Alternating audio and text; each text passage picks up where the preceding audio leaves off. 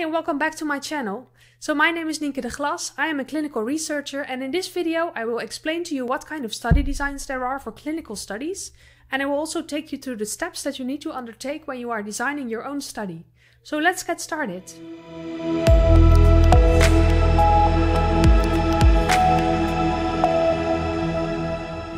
So first of all, you can separate studies in two groups. You have predictive studies and studies that are interested in causality, and I will give you two examples. So in predictive research, we are interested in identifying the ideal combination of predictors in your data that can predict the outcome that you're interested in. And it doesn't really matter whether these are causally related predictors or whether these predictors are just there and they're not causally related. It doesn't matter. You're just interested in finding the ideal set of predictors that can predict your outcome. And the result of a study like that is often a prediction model. This is an example of that. So in this prediction model that includes many different predictors, as you can see, you can predict chemotherapy toxicity in older adults with cancer. So without going into detail, you can see that there are many different predictors that can predict the outcome of interest, and in this data set, this was the ideal combination of those predictors. So on the other hand, in causal studies, we are interested in finding causal relations between a determinant and an outcome. So in this example, that would mean the association between smoking and mortality. And in this case, you can imagine that there are many confounding factors or other factors that play a role. And because we're interested in a causal relation, that's important. So that's an important distinguishment to make before you start. Are you doing a predictive study where you want to find a group of predictors that can predict your outcome? Or are you interested in a causal effect between your determinant and your outcome? So in evidence-based medicine, studies are graded on the basis of the quality of the study design. And I will take you through the main study designs that are out there. So in this evidence pyramid, you can see that the lowest level of evidence constitutes the expert opinion. That means simply one doctor who has seen several cases of a disease who says, well, in my opinion, this is the best treatment. And of course, you can imagine that is not a very strong evidence because it's very biased. Doctors might only see a separate group of patients. They do not have a control group. So this is really a low level of evidence. One step up from this are the case reports or the case series, which means reports of one case or a few cases together, which is a case series that describes what happened to a patient and how the outcome was. Again, there's no control group. This might be a very selected case that does not apply necessarily to other patients. So again, this is a very low level of evidence. The advantage of case reports or case series are mostly there when it comes to very rare cases. So diseases that only occur once or twice per year in the whole world. They might be very interesting for other doctors to read about. And also when it comes to first reports of a new disease. So for example, COVID-19 was also first described in a case report the first time. You cannot imagine that now anymore, but still it has to start somewhere when you start a new research project. So this is valuable research, but it does not have a very high level of evidence. Then we come to the level of the cohort studies, and I will go a little bit deeper into that in the next few slides. But in general, cohort studies are an observation of a large group of people that you can look at one time point or follow over time. Then we have the controlled clinical studies and the randomized controlled studies, and these are seen as the highest level of evidence in individual studies. So in these studies, there is a controlled group and preferably there's a randomization factor. So chance decides which patients receive a certain treatment, for example, or which patients receive a certain intervention. And then finally, all in the top, there are the meta-analysis and reviews, which are a combination of evidence that is already available, and in the top, the guidelines that are based on several reviews or several randomized controlled studies, preferably. So studying causal effects in clinical data preferably occurs in a setting where we can randomize between having a certain determinant of interest, for example, treatment, and not having that. Because then we get rid of many forms of bias and confounding, as I've explained in previous videos. However, this is of course not always realistic. Sometimes it's unethical to randomize between certain factors, for example smoking or other risk factors for disease. Sometimes it's very expensive to do randomized controlled studies when you're talking about treatments. And there can be many other reasons why it's unpractical or undoable to perform intervention studies or randomized controlled studies. So therefore, observational study can provide a very valid and helpful alternative to this. Although the level of evidence is a bit lower, it's still a very good way to perform research. And I will say a bit more about what kind of observational studies are out there. So first of all, you can separate cohort studies into the time points that you're measuring. So are you doing a prospective or a retrospective study? So in a prospective study, you're starting today and you are including patients from today onwards in the future.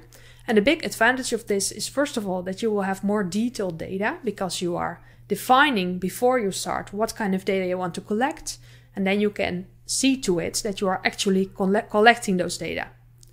Also, some forms of measurements require a prospective study. For example, if you want to do studies with questionnaires or with physical tests or other things that patients or subjects will have to fill out, you will need to do a prospective study, obviously. So on the other hand, retrospective research can be helpful if you want to include a large amount of patients for a relatively small amount of money. And you can simply go back into the medical charts and look back what happened to patients and what the risk factors were. But the big disadvantage here is, of course, that you need to rely on the quality of the data that has been written down in the medical charts. So generally, prospective research is graded in a higher level of evidence than retrospective research. Then you can also separate cohort studies in the categories of cross-sectional versus longitudinal studies. So cross-sectional studies are a cohort of patients that you are looking at one time point and seeing what associations are there in your data, while longitudinal studies are studies where you follow subjects for a longer period of time, possibly even for years. And of course, you often need longitudinal studies in order to study endpoints that occur over time, such as mortality or the occurrence of new disease or adverse events or quality of life that change over time. And then there's the separation between case control studies and longitudinal cohort studies. So in a case control study, you go to the outcome that you're interested in. So for example, you take a group of patients who died from a disease that you're interested in, and you take a control group who do not have the outcome that you're interested in, so who are still alive at the end of time. Then you go back and you look at the distribution of the risk factors in between the two groups. And this study design is especially helpful if you have an outcome that does not occur so much. So if you would do this in a longitudinal design, you would need to follow a very, very large group of people before you would have enough events to say anything useful about it. So if you have an outcome that does not occur so much, a case control study might be an option for you.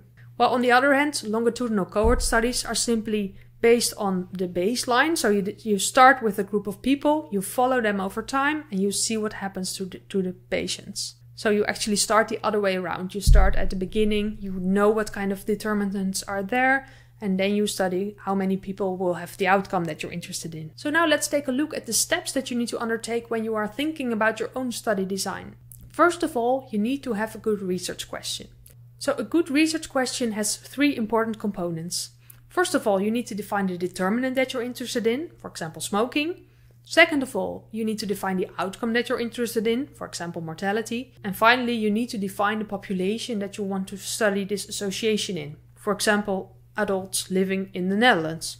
And a good research question might be more challenging than you think. So you will need to have much discussion about this in your research group with your mentors before you can actually take the next steps. Then next, you need to think about your study design. So I just mentioned the most important studies. So you need to think about, can I do an intervention study or do I need to do an observational study?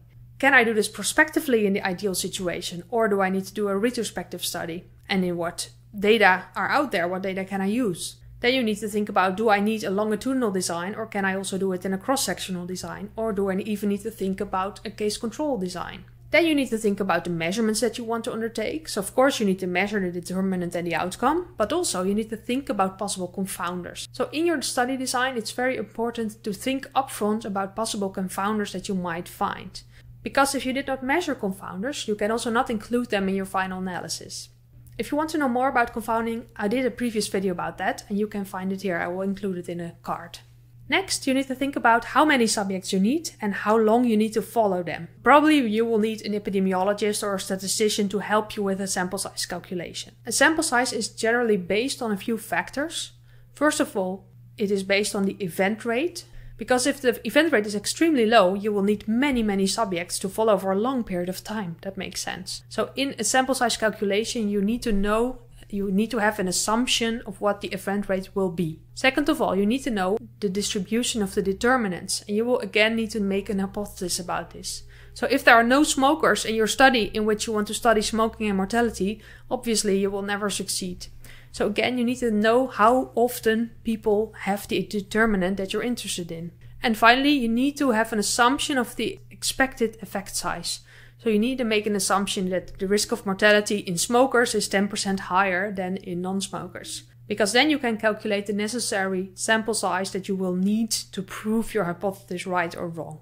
So to sum up, I've given you an overview of the most important study designs that are out there.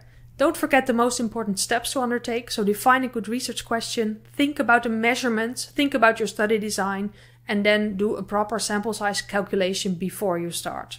So I hope this video was helpful. If it was, please give me a thumbs up and please subscribe to my channel. It will help me to make more of these type of videos for you in the future. And I really look forward to see you next time.